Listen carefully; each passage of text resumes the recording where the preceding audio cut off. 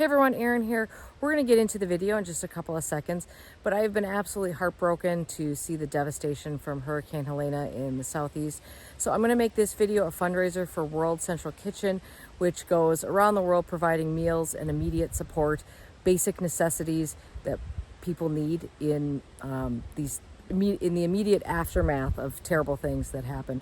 And they go around the world and support people around the world in this way, but right now some of that support is needed in the southeast. So I'm going to donate all of the ad revenue from this video to World Central Kitchen. There will also be a donate button below if you choose to give something more.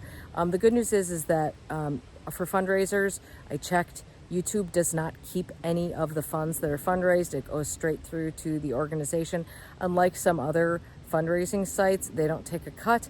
So you will know that any money you would give in that way would be going straight to World Central Kitchen. But the biggest way you can help, honestly, is like, share, subscribe to this video so we can get more eyeballs on it, so that ad revenue goes up, and so we can make a bigger donation to them. All right, off to the video now. Hi everyone, Erin the Impatient Gardener here.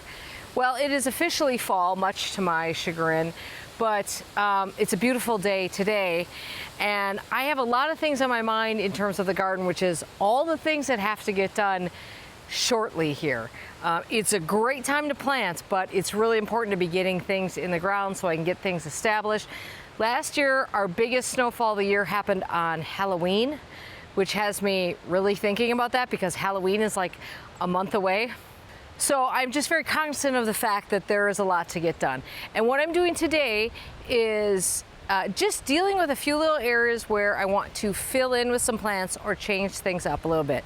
And I'm standing in the area that's getting the biggest change. And this is a very small little corner of garden, but if you watch my weekly garden strolls, and even the full actual garden tour video that I did, I believe I talked about it. This area that I'm standing in here, this is sort of the east side of our yard. Lake Michigan is behind me, along with the neighbors. But in this area, I had planted several tilt-a-whirl hostas. Now that tilt-a-whirl hosta, I actually picked that up at a plant sale from a local garden club. I don't know, 10 years ago at least, and I'd been dividing it and just kind of threw it over here. The thing is, it never really performed well for me. When it looks good, it's a really pretty hosta. It's white and green, and it does have kind of a little twisty petal on it, but it never did well. It was attacked. It was a very thin-leafed one, so a main target of deer and rabbits. I find that they go for the physically thinner ones. Fat first. Same with the slugs, eaten by slugs. And it was in this area where I was just not happy. For years, I'd been walking past here thinking, I really have to replace those hostas. And I sort of decided, I've been thinking that for at least 5 years now, maybe 8 years, I don't know. And it was never happening. So I thought, just do it, Erin, just get them out of there. So I have dug them out of here. That's what I have been working on, is digging those out of this area.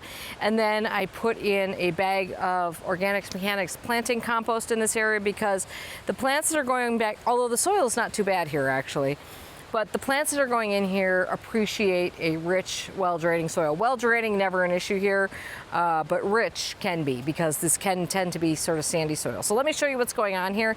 We'll talk about what's going to come in. So the house is behind me. This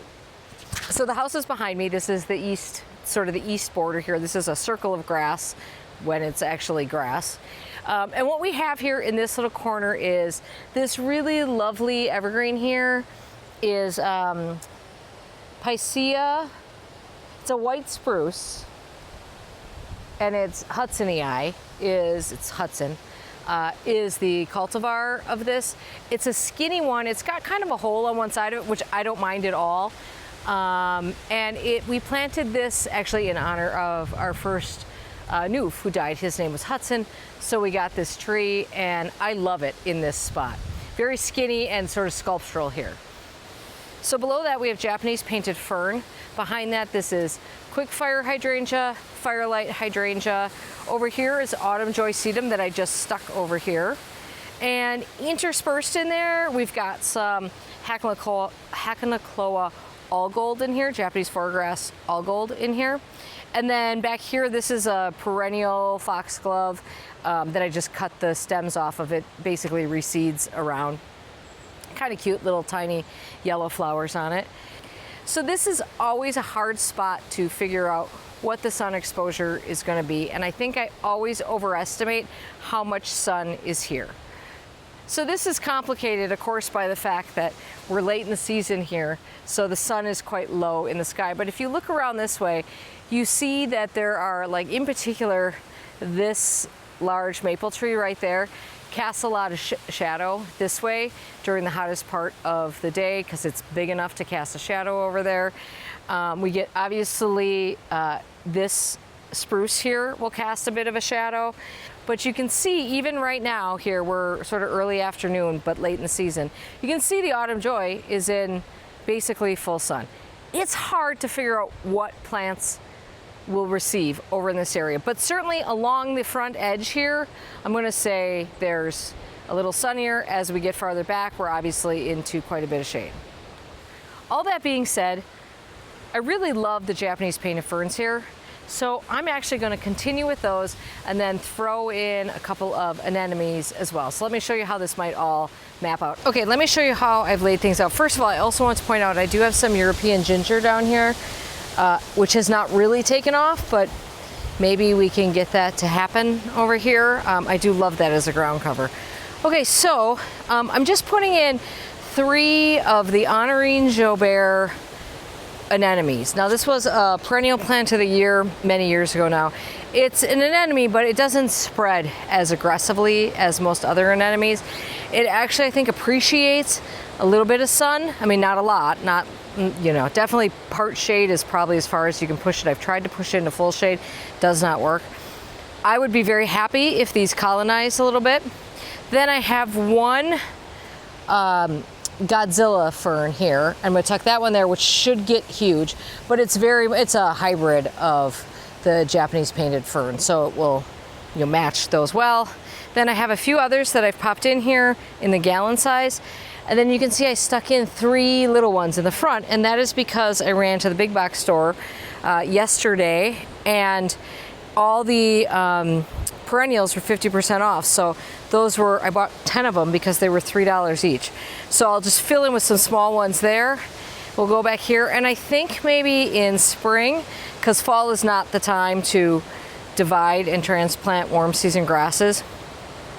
I think in spring what I'll do is bring some more of the Hackalochloa back to this back corner here, divide some that I have, and sort of fill in this back area with more Hackalochloa to fill that corner in a little bit there. All right, let's get these guys planted.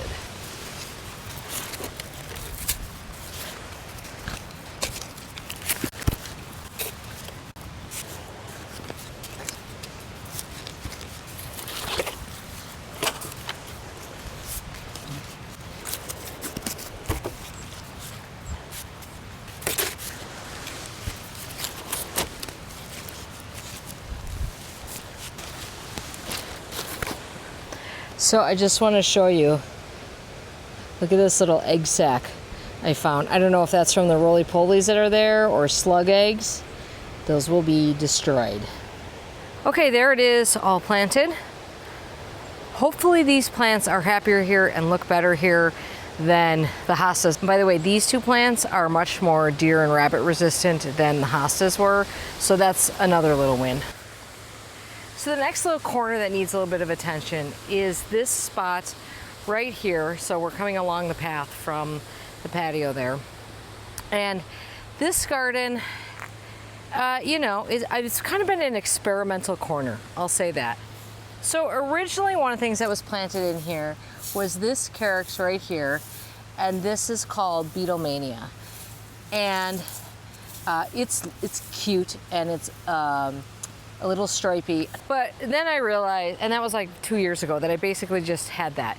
Then I add carex, I think it was carex humilis, or yeah, I think it was humilis in here. And that is this one. Same form, basically, not very good. It was not a good look. So then we added in some European ginger. right here. And then the next year, or somewhere in there, I added in some geums. This is Mai Tai. This is my first experience with geums. I have always sort of poo-pooed geums because I didn't really get it. I felt like they were not a lot of bang for your buck. But then I grew these and I realized, like, oh, geums are pretty cool plants. Okay, now you can see there are other things in here. I also added in some Heuchera villosa Autumn Bride. You can see like its flowers. In fact, I should trim those off, deadhead those other ones, because the rest of them look really nice. And that is such a good plant. And that's kind of all through here. But we had a real bad jumping worm problem here. And I lost several of the calyxes. I think I lost a few other things in here, and there were some big holes. So I went and got some Veronica. This is the purple form from Proven Winners, the name of which I cannot recall off the top of my head. Sorry about that. And I thought that worked because over here along the path, I also have Veronica. This is Skyscraper Pink, and then the rest of those are White Wands, which were all cut back to the ground and did not have a good rebloom this year. Usually they rebloom very well, but not this year. All that being said, there are some holes in here, and I'd like to fill this in a little bit. So I thought, let's get some more geums. And I got a different one. And this one is supposed to be still kind of in that orange family. Get you out of the shade here. This is Alabama Slammer. This is one that's been bred by Brent Horvath from Intrinsic. So deep orange single and double flowers are highlighted with red on top of burgundy red stems. 1-inch wide clumps with the flower stems starting 15 to 18 inches, blooming in spring. Now this one should bloom later than Mai Tai does. So that's why I got this one, because I thought I could extend the bloom period a little bit on geums. And one of the things I've learned about geums is that the key to keeping them blooming is deadheading them. So mental note, that's what's gonna happen. So you can see where there's some natural holes here. We're just gonna kind of clean this up a little bit and pop those 3 in. This is what they look like. They're small plants. It's the end of the season, doesn't matter. We're not expecting anything out of them now except to root in for winter. I forgot to mention, I have stuck some Dalmatian peach foxgloves in here too. So that's what like that is right there, which that should be here next year. Here's another one right there. Okay, so you can see I've stuck one kind of down here, because keep in mind that the Heuchera will not be nearly this size when these are big and blooming. And then 2 more back there that I think should fill in that area well. So I guess one way, so you can see where I pop those in, and I don't usually leave the tags with plants, but I did want to make sure that I knew which ones were the Alabama Slammer and which were the Mai Tais. I think this area is sort of like a mini matrix planting, and I have not nailed it yet. So this is an area that I'm constantly changing up, obviously, since I've told you about all the changes. And keep in mind that all of these calyx look terrible at this time of year, at least these do. So once we get some, those get sheared back in spring. Once we get some fresh growth, this area actually looks quite nice at that point. So again, we will see if that is the ticket. But I was quite encouraged by the fact that I don't believe I lost any of the geums that were in this area from the jumping worms. So that's why I thought geums were a pretty safe bet to stick in this area. By the way, I only found 1 worm, but it wasn't looking like too hard. And then finally, I just want to show you the last area where I threw in some more perennials. And that is right here. And you can see that I've added in some additional Millennium Alliums here. Now there's a few in here already. Here's some little guys. Right there that I had planted there. I had these at one point, and in this area, I think they were summer beauties actually. And I don't know if I took them out or something, they died for some reason, I don't remember. But I do love alliums. I think this perennial alliums have such nice foliage, and they look good all year. I think it'd be a really nice foil against the purple leaves of the Eclipse hydrangea back there. So those were $5 each, which is a huge bargain. And actually, they are big enough that I could have even divided them, but I didn't feel like it, because I feel like there's so much to get done that I'm like, that's not the time for that. Easy to divide in spring, by the way, as well. I actually think I'm gonna go back and get some more. They had a lot of them. They were in such good shape. They were really healthy plants, and that is like, the price is right on that. So I'm actually feeling kind of proud of myself for doing this. Fall is not usually a time where I actively think about improving existing flower beds. I'm often making notes about what I should be doing for spring. So right now is such a good time to be doing this. First of all, some plants are on sale. Second of all, we all know that fall is such a good time to plant because the soil is still warm, but things are cool. There's usually some moisture in the ground. I think it's easier for plants to establish.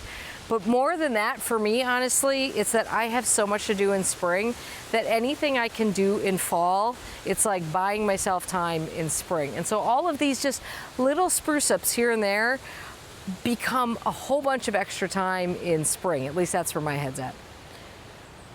Okay, that's what I'm doing in my garden today. Love to hear what you are up to in yours. I think we're all working hard here with a lot of things on our plate. So keep plugging along. Have a great day in your garden. We'll see you soon. Thank you for watching.